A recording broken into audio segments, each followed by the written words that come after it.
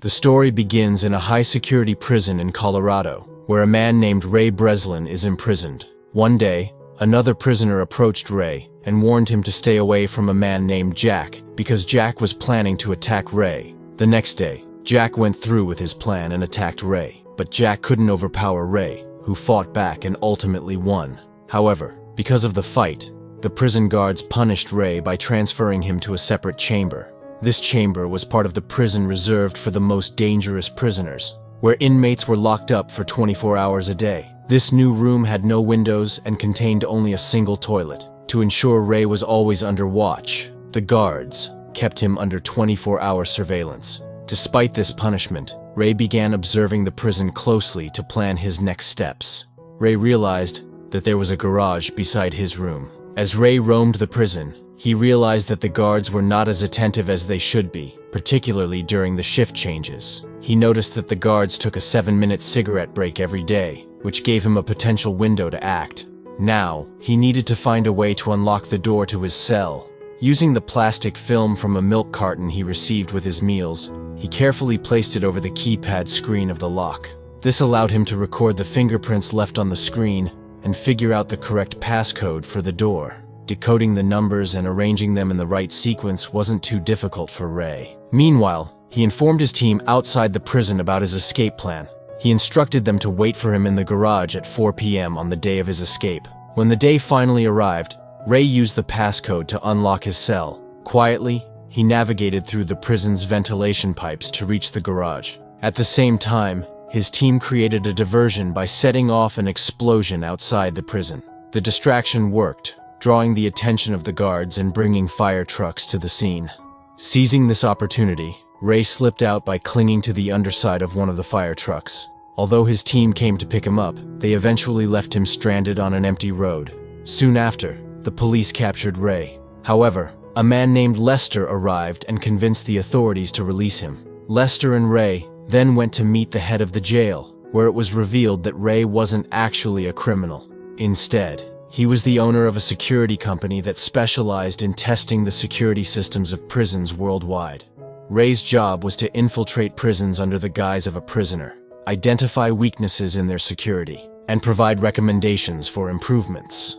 Over the years, Ray had escaped from so many prisons that he had become infamous, earning a reputation as someone who could escape from any jail. After 5 months, Ray returned to his office. His partner Lester then introduced him to a woman named Jessica. Jessica wanted Ray to investigate the world's most secret and tightly secured prison. However, there was one condition. Ray and his team wouldn't be given any information about the prison's location. In exchange, Jessica offered a massive sum of money for the task.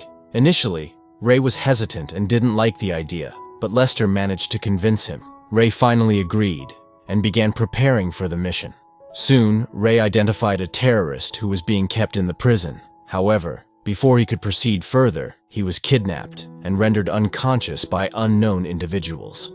They removed the tracker from his arm and blindfolded him, so that he could not know about the location. When Ray woke up, he found himself inside the mysterious prison, locked in a glass box surrounded by other prisoners. He quickly realized that he had no idea where the prison was located. Then Ray met the warden of the prison, Hobbs, but Ray was told that the warden's name should be Marsh, and Ray began to suspect that something was off. When Ray tried to use a special emergency code that was supposed to get him out of the prison, the guards ignored his request and sent him back to his cell. Meanwhile, outside the prison, Abigail and Harsh were desperately trying to track down Ray's location. Inside the prison, Ray observed that all the guards wore identical clothes and masks, and they used extreme violence to control the inmates. Ray later met another prisoner named Emil, who confided in him. Emil revealed that he hadn't committed any crime, but was imprisoned because some people wanted to know about his boss's location. Ray soon realized that none of the inmates were actual criminals. Instead, the prison was a secret torture facility where the rich and powerful paid to have their rivals punished. Now, Ray had to move to the area where the most dangerous prisoners were kept. To do this, he devised a plan and deliberately started fighting with them. His actions resulted in him being restrained and thrown into a special cell, which was essentially a form of torture. The room's temperature was so unbearably high that no normal human could withstand it for long. The bright, blinding lights made the prisoners dizzy, and all the while, the warden took sadistic pleasure in watching their suffering through the cameras. The next day, a doctor named Kylie came to check on Ray and Emil. Although the doctor seemed to pity Ray, he didn't disclose the prison's location when Ray asked. After some time, Ray and Emil were released from the torturous cell. During their time there, Ray had observed something critical. The floor of the room wasn't made of aluminum like he initially thought, but steel. This discovery became part of his escape plan. Ray told Emil to bring a metal so he could use it to unscrew the bolts of the prison's structure. However, the guards, suspicious of Emil, dragged him into an interrogation room. They questioned him about his boss Mannheim, but Emil remained silent. In response, the guards tortured him by forcing a water pipe into his mouth. During this time, Emil managed to steal a small piece of metal without being noticed. Later, Ray and Emil discussed their escape plan. Ray shared his theory that the prison was built underground. Even if they succeeded in unbolting their way out, they'd need to find a path upward to reach the surface. Emil realized that Ray's information could help, and he was determined to trust him to make their escape successful. According to their plan, Ray staged another fight and used the opportunity to reach the torture cell. While hiding from the surveillance cameras, he began unscrewing the bolts as quickly as possible. When he needed a distraction, he signaled to Emil. Emil caused a commotion to divert the guards' attention, shouting loudly and drawing everyone's focus toward him. Meanwhile, Ray pushed a piece of paper into the camera to block its view temporarily. He managed to slip down through the floor, but during his descent, he accidentally broke a pipe, which caused water to flood the area. Undeterred, Ray made his way upward, only to discover something shocking. This prison wasn't underground as they'd thought. Instead, it was located on a massive ship floating in the middle of the ocean. The water inside the prison began to fill up, so Ray quickly returned to his cell. Meanwhile, outside the prison, Abigail and Harsh were speaking with Lester about Ray's situation. They discovered that the payment Ray was promised for this mission, a check, had bounced. They also learned that the mysterious woman named Jessica, who was supposedly behind the deal, had vanished without a trace.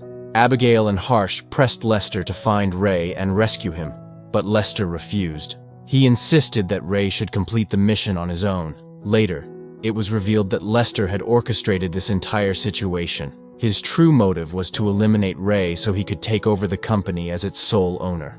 Lester made a fake deal, ensuring Ray would be sent to the prison and left there forever. However, Abigail and Harsh didn't agree with Lester's plan. They learned that the facility wasn't a regular jail, but a secret location where powerful people imprisoned their enemies. Despite this, they couldn't figure out its exact location. Inside the prison, Ray and Emil were working to identify where they were. Ray approached the doctor for help, but the doctor initially refused. Determined, Ray stole a mattress and crafted a device called a sextant using the materials available. With this device, he could calculate the coordinates of the ship's location.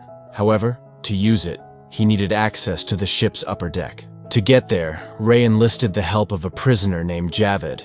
Javed pretended to be a spy for the warden and, in return, requested permission to pray in the open air. The warden, unaware of their plan, granted his request. Using the sextant, Javed calculated the ship's position and discovered they were in the Atlantic Ocean near Morocco. Emil then revealed that he had a friend in Morocco who could help them. If they managed to send their location to this friend, he could mobilize a team to rescue them. Ray convinced the doctor to assist them once again. Late at night, the doctor secretly wrote an email to Emil's friend, providing the exact coordinates of the prison. Finally, the day of escape arrived. Javed created a diversion by giving false news to the warden, claiming that a big fight was about to break out in Block A. Upon hearing this, the warden immediately sent most of the guards to Block A, leaving only 2 guards in their area. Taking advantage of this, Ray and the prisoners began fighting among themselves, creating chaos and distracting the remaining guards. In the midst of the chaos, Emil, Ray, and Javed made their way to the upper part of the ship. However, the warden quickly locked down the entire prison, sealing all doors. Before they could reach the top, every exit was blocked, forcing them to retreat. Meanwhile, Emil's friend arrived in a helicopter with his team, ready to assist. However, inside the prison, a fierce gunfight erupted between the guards and the prisoners, making the situation even more dangerous. As they pressed on, Javed was suddenly shot by a guard, making it hard for him to continue. Ray decided to head to the control room to cut off the ship's electricity, which would unlock the upper doors. He asked Javed to stay behind and rest while he went ahead. Javed, knowing he wouldn't survive much longer, encouraged Ray to keep moving. Left with no choice, Ray had to leave Javed behind. Tragically, the guards caught and killed Javed shortly after. Despite the challenges, Ray successfully cut the power, unlocking the doors. At the same time, another prisoner, Emil, rushed to the upper deck, aiming to reach the helicopter. However, the guards started attacking them. Emil's friend in the helicopter bravely held his ground, fighting off the guards while waiting for Ray. Meanwhile, Ray found himself trapped in a water tank as the guards closed in on him.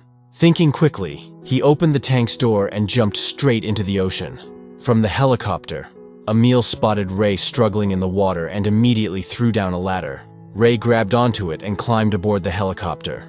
Once on the helicopter, Ray aimed his weapon at the ship's oil tanks and fired relentlessly. The resulting explosion destroyed the entire prison ship, killing the warden and his guards in the process. Ray and Emil successfully escaped and eventually reached Morocco. Upon reaching the shore, a car was waiting for them. To Ray's surprise, Jessica stepped out of the vehicle. She was the same woman who had sent him to the prison. Ray was stunned when she revealed that she was actually Emil's daughter. Even more shocking, it turned out that Emil was the real boss, Mannheim, who had been hiding his identity to protect himself. Jessica explained that her real motive for sending Ray to the prison was to rescue her father, who had been unjustly held there. She also revealed Lester's betrayal and his alliance with the warden. Lester had made a deal. If Ray failed to escape, Lester would become the CEO of the security company. Finally, Ray reunited with Harsh and Abigail, who confirmed Lester's plan. When Lester learned that Ray had escaped, he panicked and tried to flee. Harsh chased Lester down, and after a dramatic confrontation, Lester woke up to find himself inside a car. However, the car was aboard a massive ship filled with thousands of containers, with no way to know where it was headed. If you enjoyed this video, please like it and subscribe to the channel. See you in the next one.